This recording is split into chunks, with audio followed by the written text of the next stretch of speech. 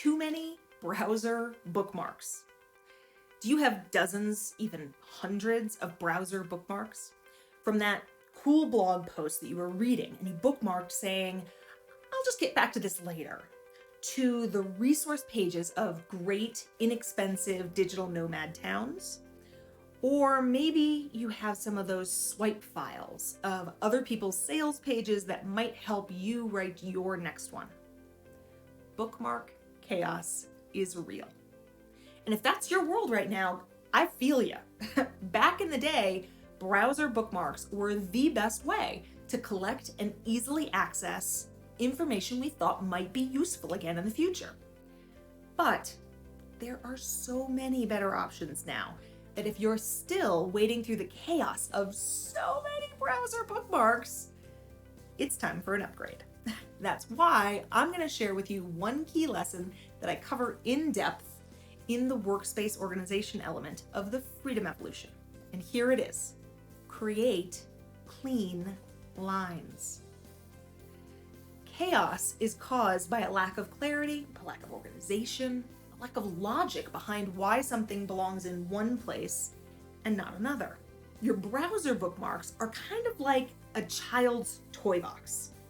Now, I don't know about you, but I had one of those giant wooden trunks at the end of my bed at my father's house, which I'm sure was my stepmother's well-intentioned effort to contain the toy chaos someplace. The problem was that it was such a huge space. Once things went in, they were virtually impossible to find again. Imagine it, full of action figures and play dishes and Legos and stuffed animals and My Little Ponies, and I know I'm dating myself here, but you get the idea. It was a jumbled disaster. So as a kid, pretty much the only toys that lived in the toy box were the ones I never used. Toys went into the toy box to die.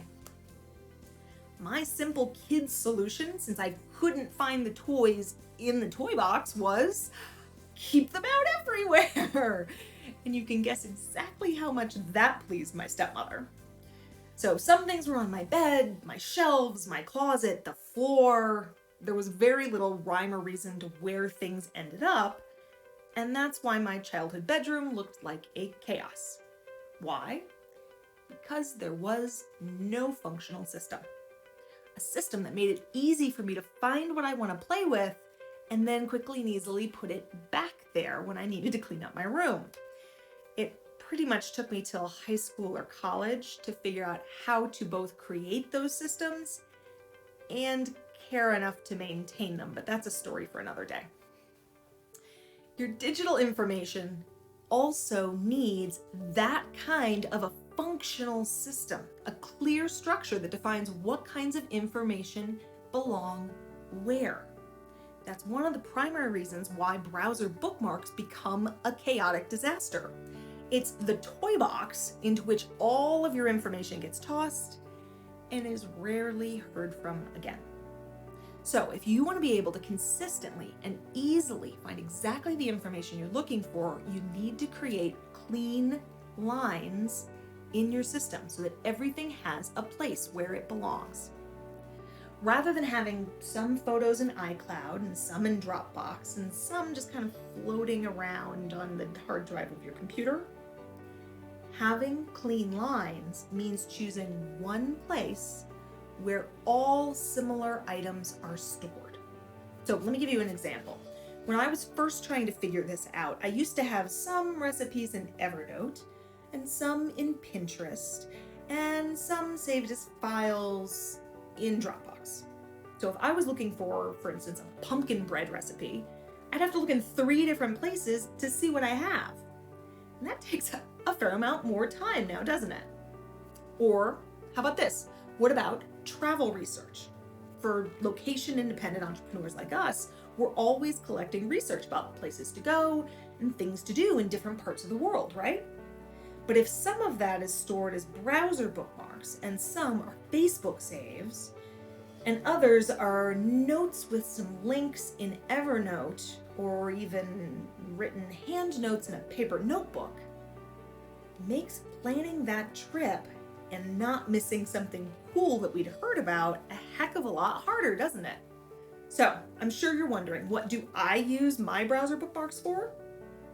Tools. Quick, easy access to online tools that I use frequently. Asana, Gmail, Google Maps, Lead Pages, ActiveCampaign, and the like. I put them all in the toolbar in my browser, and then I can access any of them with just a click. That's pretty much it. Everything else lives in other homes. Most of our research and resources are in different notes in Evernote. Recipes are on my Pinterest boards.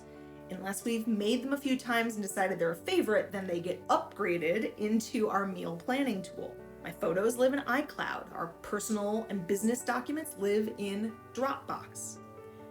That's what I mean by clean lines. Each category of information has one specific place where it lives. Everything has a clear place that it belongs, which is consistent and easy to access for any of the people who might actually need that information, whether those are team members or my husband. So, if you've decided you're ready to end your browser bookmark chaos, then take the time to create clean lines in your digital organization system.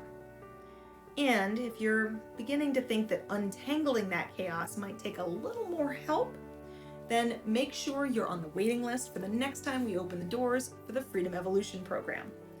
Then you can get all of the ideas, tips, and tricks for setting up these kinds of systems in the workspace organization element. If this video has been valuable to you, please comment below, like, and share it with others.